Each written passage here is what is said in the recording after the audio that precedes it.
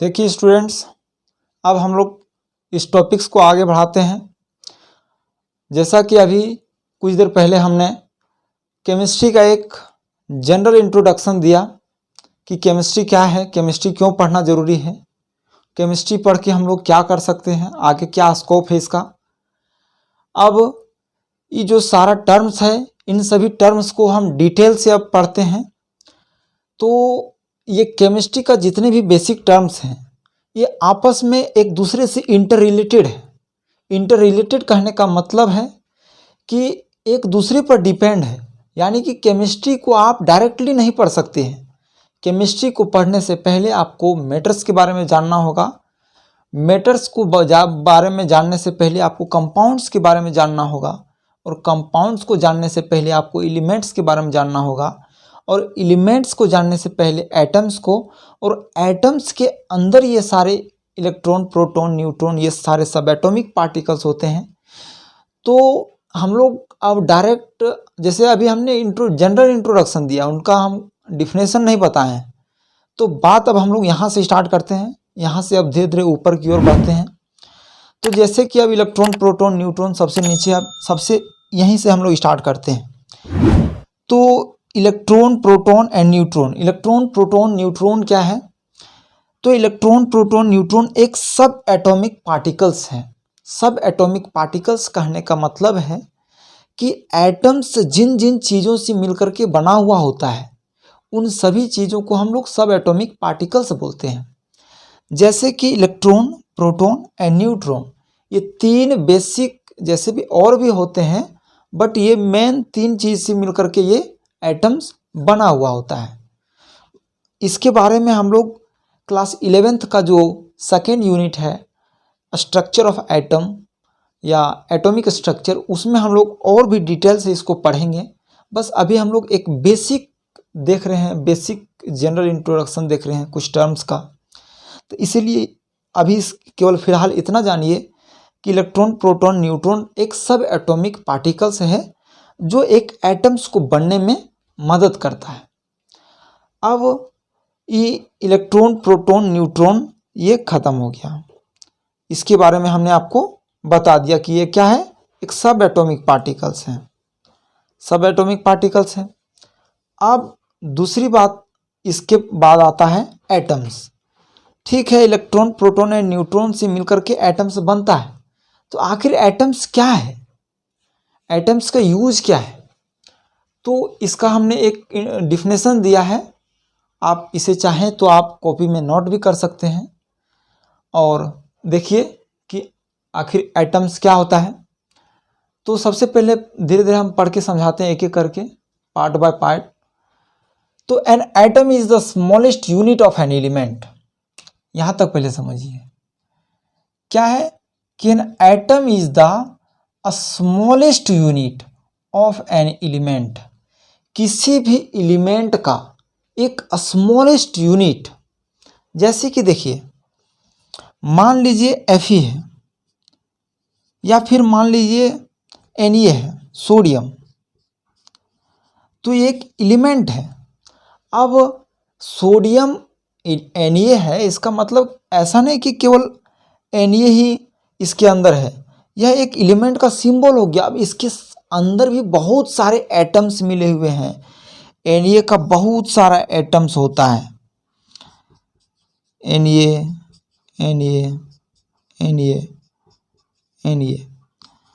अब ये सारे जो बहुत सारा इसका स्मॉलेस्ट पार्ट है, वो सारा क्या है, एटम्स हैं। ये सब क्या है, एटम्स। ये क्या है, एलिमेंट्स है। तो वही मैं बोल रहा हूं कि एटम्स क्या हैं, तो एलिमेंट का स्मॉलेस्ट पार्ट है। तो ये एटम, ये बड़ा है, ये एटम क्या है, बड़ा है। इन जनरल अभी समझिए कि एटम एक बड़ा यूनिट है, उसका एक स्मॉलेस्ट यूनिट क्या हो गया, एटम हो गया। तो N atom is the smallest unit of an element. किसी भी एलिमेंट का स्मॉलेस्ट यूनिट एटम है। That is capable of existence either alone or in the chemical combination. कहने का मतलब है कि that is capable of existence. Existence मतलब वो अस्तित्व में, किस अस्तित्व में रहता है। तो कैपेबल, कैपेबल मतलब वो सक्षम है, capable of existence either alone. Alone मतलब वो अकेला भी रह सकता है, जैसे O2 रहता है तो क्या है, यह एक अकेला भी रह सकता है। ऑक्सीजन, ठीक है, ऑक्सीजन हो गया तो यह एक अकेला है, एलोन भी रह सकता है। और in the chemical combination, chemical combination मतलब केमिकल कॉम्बिनेशन की सहायता से with the other atom of the same or another element. अब यह अकेला भी रह सकता है। अकेला कहने का मतलब है कि यह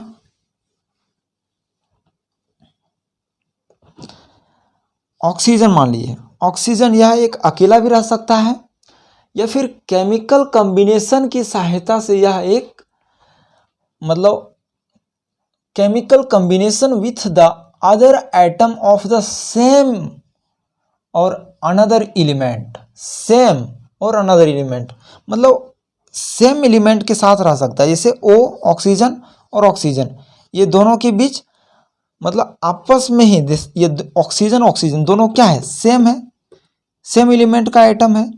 तो ये दोनों सेम एलिमेंट के आइटम से कंबाइन कर सकते हैं, या फिर अनदर एलिमेंट के आइटम से भी, जैसे CO,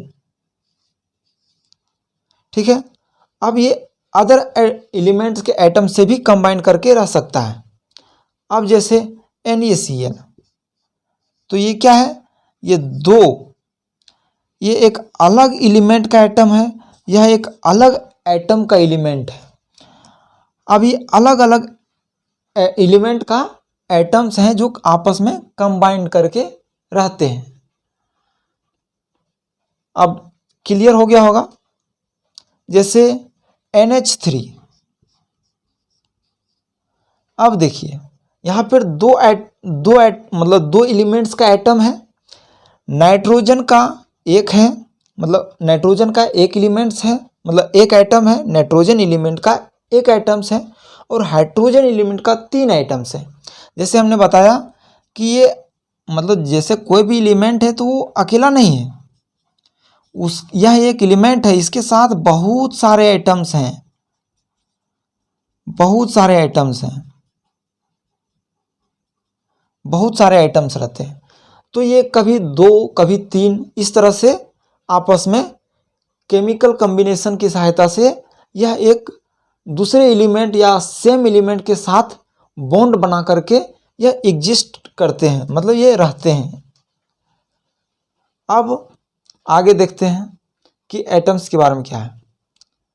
एक बार फिर से देखिए, डिफिनेशंस को मैं पढ़ दे रहा हूँ कि an atom is the smallest unit of an element. किसी भी एलिमेंट का एक स्मॉलेस्ट यूनिट है, that is capable of existence either alone or in the chemical combination of the same or another element. मतलब यह सेम एलिमेंट के atom के साथ कंबाइन कर सकता है, या फिर अनदर एलिमेंट के एटम के साथ भी कंबाइंड कर सकता है। अब आगे देखिए कि एटम्स के बारे में क्या है कि the atom consist several particles. एक एटम्स जो है, जैसे कि अभी हमने बताया कि एक एटम्स जो है यह सेवरल पार्टिकल्स आपस में रखता है। जैसे मान लीजिए सोडियम है, यह एक एटम्स है, मान लीजिए यह एक क्या है, एटम्स है।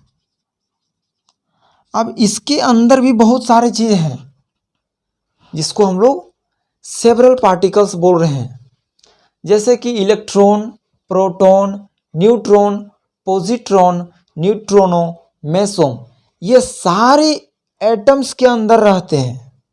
अब समझिए कि एक एलिमेंट के अंदर एटम, अब एटम के अंदर भी बहुत सारे चीज़ रहते हैं, बहुत सारे पार्टिकल्स रहते हैं, जिसको हम लोग electron, proton, neutron, meson, which are called subatomic particles.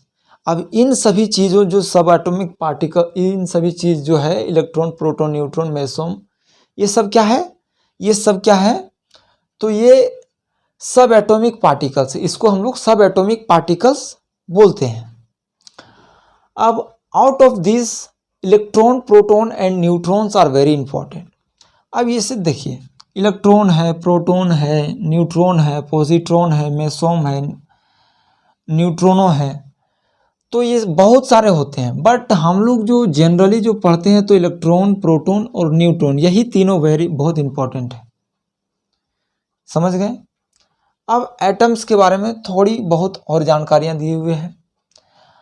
Atoms are the building blocks of matters. जैसे कोई भी मैटर्स है तो एटम्स के मदद से ही बना हुआ है। अब जैसे मान लिए एक इन जनरल एक एग्जांपल, जैसे मान लिए कोई हाउस है, कोई घर है, तो घर किससे बना हुआ है, तो वॉल से बना हुआ है, दीवार से बना हुआ है। अब दीवार किससे बना हुआ है, तो दीवार जो है सो ब्रिक से, ईंट से बना हुआ है। अब ईंट किससे बना हुआ है, तो मिट्टी से बना हुआ है। अब मिट्टी किससे बना हुआ है, तो वो जाकर के एटम से बना हुआ है।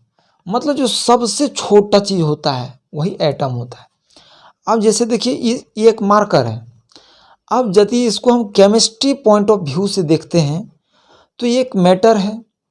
अब ये मैटर्स के अंदर बहुत सारे कंपाउंड्स हैं, कंपाउंड्स के अंदर बहुत सारे एटम्स हैं, मतलब कि यह एक एटम्स हैं। अब everything around us is made up of atoms. अपने आसपास जितने भी सारे चीज़ आप देखते हैं वो सारे क्या हैं, तो सारे एटम्स हैं। अब जैसे सेव है, तो सेव भी जैसे आप हम लोग देखते हैं तो वो कंबाइंड रहता है, लेकिन उसको जब बहुत टुकड़ा कीजिएगा, टुकड़ा कीजिएगा, टुकड़ा कीजिएगा, तो एक ऐसा टर्म आएगा जिसको आप और भी अधिक टुकड़ा नहीं कर सकते हैं, तो समझिए वो एटम की स्थिति में पहुंच गया। जैसे सेव हो गया, चाकू हो गया। अब हमारा ह्यूमन बॉडी भी क्या है, एटम से मिलकर के बना हुआ है।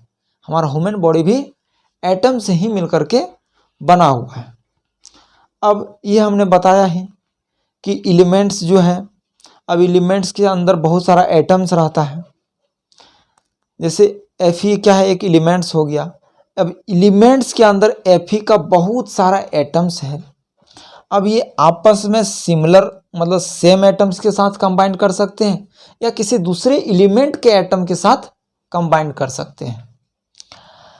अब एक एटम्स के बारे में एक जो बहुत इंपॉर्टेंट बात है तो ये है कि ये जो मतलब ये क्या है कि मतलब केमिकल रिएक्शन में ये भाग लेते हैं, मतलब अपना पार्टिसिपेट करते हैं केमिकल रिएक्शन में। अब केमिकल रिएक्शन जब हम लोग आगे पढ़ेंगे तब फिर देखेंगे कि एटम किस प्रकार से उसमें भाग लेते हैं। अब आगे हम लोग जब एटम्स के बारे में अब हम लोग देख लिए तो अब हम लोग एलिमेंट्स के बारे में देखेंगे।